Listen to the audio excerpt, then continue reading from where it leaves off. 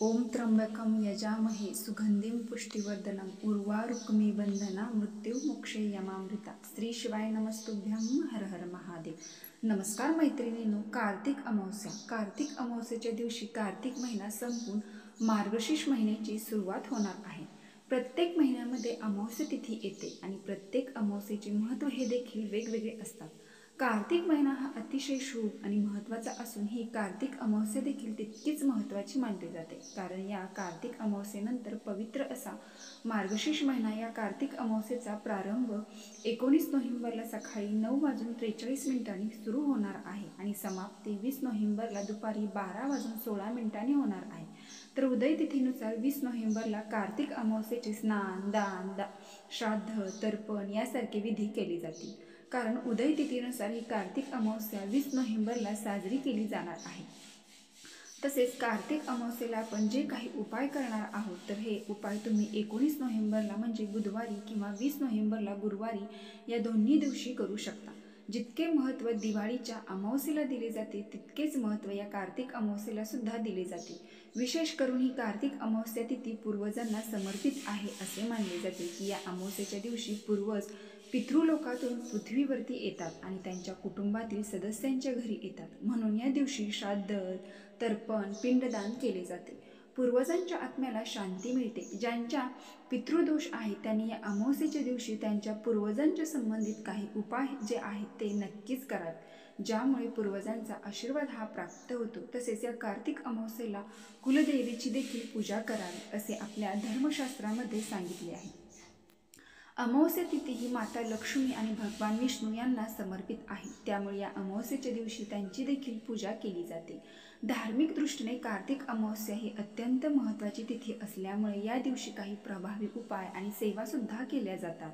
ही अमावस्या सर्वश्रेष्ठ आणि महत्त्वाची मानली जाते. या कार्तिक अमावस्येला कार्तिक महिन्याची समाप्ती होऊन पवित्र मार्गशीर्ष महिन्याची सुरुवात होणार आहे. या कार्तिक अमावस्येच्या दिवशी भगवान श्री हरिविष्णू, माता लक्ष्मी आणि भगवान शिवशंकर तसेच आपल्या पितरांची सेवा केली जाते. म्हणून या दिवशी काही उपाय आणि सेवा केल्याने संपत्तीचे सुख तर मिळतेच, सोबतच उत्पन्नही पूर्वीपेक्षा दुप्पट होणार आहे. या कार्तिक अमावस्येच्या दिवशी स्नानाला अनन्यसाधारण महत्त्व दिले जाते. म्हणून या दिवशी अनेक जण पवित्र नद्यावरती जाऊन स्नान करत असतात.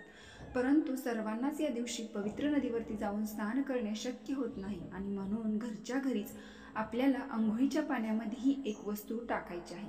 ही वस्तू टाकल्याने जीवनातील सर्व शत्रू नष्ट होतील. 7 पिढ्यांचा पितृदोष हा नष्ट होऊन कुटुंबावर कधीच वाईट संकट येणार नाही. तुमच्या मनातील सर्व इच्छा, मनोकामना या पूर्ण होतील.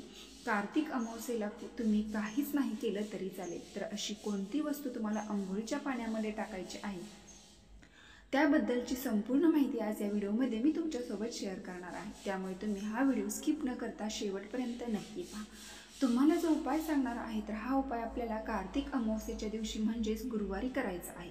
गुरुवारी अगदी तुम्ही ब्रह्ममुहूर्तावरती उठून स्नान केले तरीही चालेल. ब्रह्ममुहूर्तावरती सर्व देवी देवता स्नान करत असतात आणि म्हणून या वेळेमध्ये सकारात्मक लहरी या खूप जास्त प्रमाणामध्ये सक्रिय असतात आणि म्हणून तुम्ही या कार्तिक अमावस्येच्या दिवशी पहाटे 4:30 वाजल्यापासून ते 5:30 वाजेपर्यंत हे स्नान करण्याचा जास्तीत जास्त प्रयत्न करा. आता बघा, थंडीचे दिवस चालू आहे तर तुम्हाला नदीवरती जाणे शक्य नाही तर तुम्ही घरीच कोमट पाणी घेऊन आज मी ज्या काही वस्तू सांगणार आहे तर त्या वस्तू नक्की अमावस्येच्या दिवशी पाण्यामध्ये टाकून अंघोळ करावी. हा अतिशय प्रभावी आणि महत्त्वपूर्ण असा उपाय आहे. बघा, या वेळेमध्ये नाही झालं शक्य तर तुम्ही अगदी जेव्हा स्नान करता तेव्हा तुम्हाला या वस्तूच्या आहेत तर त्या अंघोळीच्या पाण्यामध्ये टाकायच्या आहेत. कारण पहा, काही दिवसाचं महत्त्व हे खूप जास्त असतं. पूर्ण प्रगतीवर या गोष्टी खूप परिणाम करत असतात आणि अमावस्या तिथी म्हटलं की स्नानाला विशेष महत्त्व दिलं जातं.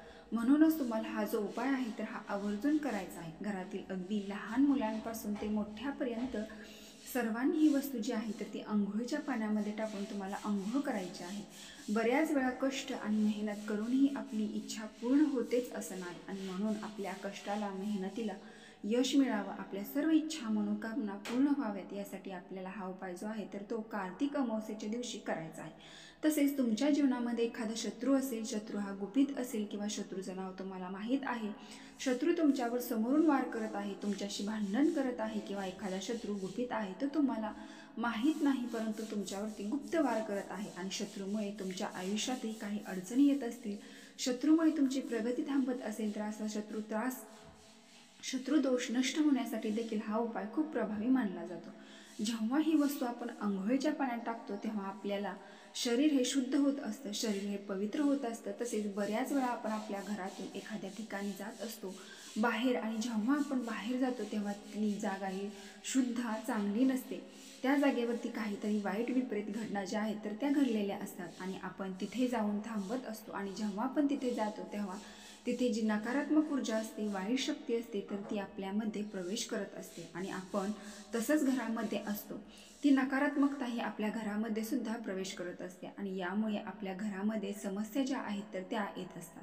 आता या ठिकाणी प्रत्येकाचा प्रश्न वेगळा आहे. ज्याच्या खरंच विश्वास आहे त्यांनी विश्वास ठेवा, नसेल त्याने नका विश्वास ठेवू. पण अशा अंधश्रद्धा पसरवणाऱ्या गोष्टी नसून थोडाफार हा कलियुगात गोष्टी घडत आहेत आणि म्हणून अमावस्येला स्नान महत्त्व जे आहे तर दिले जाते. कारण अमावस्या हा एक दिवस असा आहे जो महिन्यातून एकदा येतो आणि या दिवशी नकारात्मक शक्ती, वाईट शक्ती दूर करण्यासाठी आपण जे काही उपाय करतो तर ते खूप प्रभावी ठरत असतात.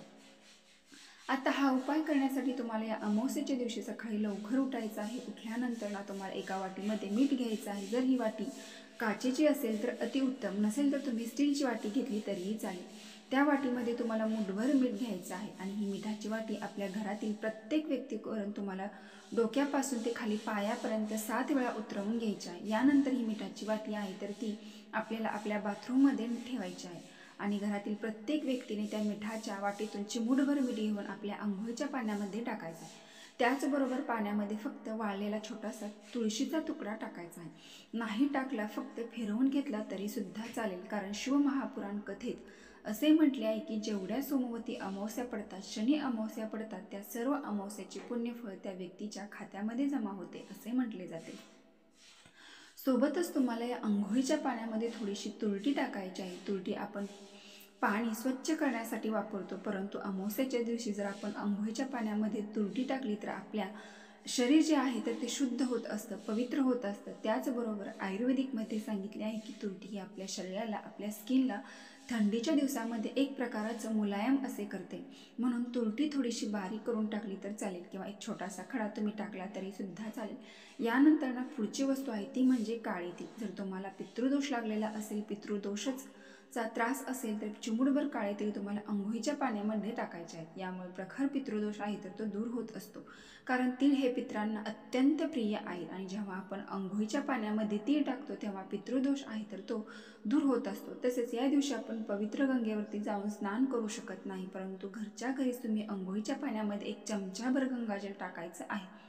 आता हे गंगाजल तुमच्याकडे एखाद्या नदीचं पाणी असेल, पवित्र गंगेत तीर्थ असेल तर ते तुम्ही अंघोळीच्या पाण्यात टाकू शकता. नसेल तर मग जिथे पूजेचं साहित्य मिळतं तिथे गंगाजल सुद्धा मिळते, तर तिथून तुम्ही ते गंगाजलची बॉटल आणून त्यातील थोडंसं गंगाजल हे अंघोळीच्या पाण्यात टाकायचं आहे, जेणेकरून आपल्याला पवित्र तीर्थक्षेत्र स्नान केल्याचे पुण्यफळ प्राप्त होते.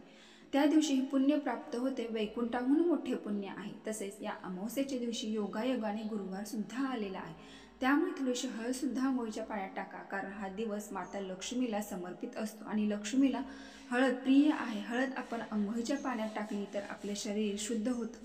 देवी लक्ष्मी, भगवान कुबेराचा आशीर्वाद हा देखील आपल्याला प्राप्त होतो. तर या वस्तू टाकून तुम्हाला हे स्नान करायचं आहे. स्नान करत असताना तुम्हाला हर हर गंगे किंवा ओम पितृदेवताय नमः, ओम नमो भगवते वासुदेवाय नमः यापैकी तुम्ही कोणत्याही मंत्राचा जप करू शकता. स्नान करून झाल्यानंतर ना थोडेसे काळे तीळ एका तांब्यामध्ये तुम्हाला घ्यायचे आहे, पाणी भरायचं आहे आणि हे जल तुम्हाला दक्षिणेकडे तोंड करून दक्षिण दिशेला अर्पण करायचं आहे. कारण ती पितरांची दिशा मानली जाते आणि या दिवशी आपण पूर्वज जे आहे तर ते दक्षिणेकडून मृत्यू लोकातून पृथ्वीवरती येत असतात. जेव्हा तुम्ही हे जे तिळाचे पाणी आहे ते त्यांना अर्पण करता तेव्हा ते अतिप्रसन्न होतात, तुमच्या कुटुंबाला आणि तुम्हाला ते भरभरून आशीर्वाद देत असतात. आता पितृदोष आपल्याला हा 3 पिढ्यांचा लागत असतो, त्यामुळे प्रत्येकाने कार्तिक अमावस्येच्या दिवशी दुसरे काही नाही जमले तरी हा उपाय तरी नक्की करावा. प्रत्येकाने दक्षिण दिशेला काळे तीळ घालून जल अर्पण करायचं आहे. यानंतर स्वच्छ कपडे परिधान करायचे आहेत आणि आपल्या देवघरातील देवांची तुम्हाला घासून पुसून स्वच्छ करायचे आहेत. कारण दुसऱ्या दिवशी लगेच पवित्र असा मार्गशीर्ष महिना सुरू होणार आहे आणि म्हणून या दिवशी देवघरातील देव जे आहेत ते स्वच्छ करा. देवघरामध्ये एक दिवा प्रज्वलित करून देवघरामध्ये धूप अगरबत्ती लावून तुम्हाला वातावरण प्रसन्न करायचं आहे. आणि शक्यतो या कार्तिक अमावस्येच्या दिवशी संपूर्ण दिवसभर आणि रात्रभर एक अखंड दिवा तुम्ही नक्की प्रज्वलित करा. कार्तिक अमावस्येला दिवसभर रात्रभर दिवा प्रज्वलित करण्याला अनन्यसाधारण महत्त्व आहे. हा दिवा मग तुम्ही तेलाचा लावला तरी चालेल, तुपाचा लावला तरी चालेल, पण एक अखंड दिवा तुम्ही आवर्जून लावा. कारण ज्या प्रकारे दिव्याचा लख्ख प्रकाश असतो तसाच लख्ख प्रकाश आपल्या घरात आपल्या आयुष्यात असावा, यासाठी हा दिवा जो आहे तर तो तुम्हाला आवर्जून या कार्तिक अमावस्येच्या दिवशी लावायचा आहे. तसेच या दिवशी दानाला खूप महत्त्व दिलं जातं. आपल्या पितरांच्या स्मरणार्थ या दिवशी दान केलं जातं. म्हणून तुम्हाला यथाशक्ती जे शक्य होईल ते दान तुम्ही आवर्जून करा. त्याचबरोबर या दिवशी स्नान करून झाल्यानंतर जवळपास मारुतीचं मंदिर असेल तर भगवान मारुतीच्या मंदिरामध्ये थोडेसे काळे तीळ, काळे उडीद, नारळ तेल आणि तेल जे आहे तर ते आवर्जून अर्पण करा. कारण या दिवशी मारुतीची सुद्धा पूजा केली जाते. भगवान शिवशंकरांचा असणारा हा रुद्र अवतार आहे. आपण प्रत्येक अमावस्येला भगवान शिवाची तर पूजा करतोच, परंतु त्याचबरोबर या अमावस्येला भगवान श्री हनुमानाची सुद्धा आपल्याला पूजा करायची आहे.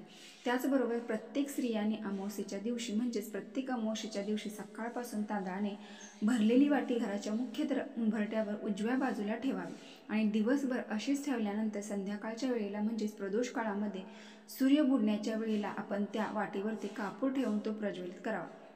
जेवढी पेटेल तेवढी पेटू राहू द्यायची आहे. त्यातले तांदूळ रात्रभर तिथेच राहू द्यायचे आणि दुसऱ्या दिवशी ते पक्ष्यांना खाऊ घालायचे किंवा एखाद्या झाडाच्या बुडाशी टाकायचे, जेणेकरून त्या झाडावरती जीवजंतू मुंग्या खाऊन जातील. त्यामुळे तुमच्या जीवनातील सर्व पितृदोष दूर होऊन तुमच्या जीवनात येणारे अडथळे नक्की दूर होतील. तसेच शिवमहापुराण कथेत हा अत्यंत प्रभावशाली आणि महत्त्वपूर्ण अमावस्येचा उपाय आहे. एका वाटीमध्ये थोडेसे तांदूळ घ्या. मग या ठिकाणी तुम्ही तांदूळ घेऊ शकता, गहू घेऊ शकता, कुठलेही धान्य घेऊ शकता. त्यामध्ये एक लवंग, ती फुल असणारी लवंग घ्यावी, कुठेही तुटलेली फुटलेली नसावी आणि त्याच्यावरती एक बेलपत्र ठेवावं. जो पाणी पिण्याचा हंडा असतो, माठ असतो, तिथे पितरांचे स्थान असते. बघा आजकाल एरो लावला जातो, तर तिथे तुम्हाला ही वाटी ठेवायची आहे. अमावस्येच्या आदल्या दिवशी ही वाटी तिथे ठेवायची आहे आणि अमावस्येच्या दिवशी ते तांदूळ, बेलपत्र, लवंग एका कागदामध्ये घेऊन भगवान शिवशंकरांच्या मंदिरामध्ये जाऊन जिथे भगवान शिवशंकरांचे शिवलिंग आहे, केवळ त्या शिवलिंगाला स्पर्श करून जिथे जलाधारी आहे त्या जलाधारीजवळ श्री गणेशाचे स्थान असते, तिथे कागदावरती हे सर्व अर्पण करावे. कितीही कठीणातील कठीण ग्रहदशा असेल, वास्तुदोष असेल, यामुळे घरामध्ये ग्रहक्लेश निर्माण होत असेल, घरातील वातावरण हे भांडणतंट्यामध्ये निर्माण होत असेल तर त्यातून नक्की मुक्तता मिळते. फक्त श्रद्धा आणि विश्वास ठेवून तुम्हाला हा उपाय करायचा आहे. तर व्हिडिओ पूर्ण माहिती आवडली असेल तर आपल्या चॅनलला एक लाईक करून कमेंट बॉक्समध्ये हर हर महादेव नक्की टाईप करा. धन्यवाद.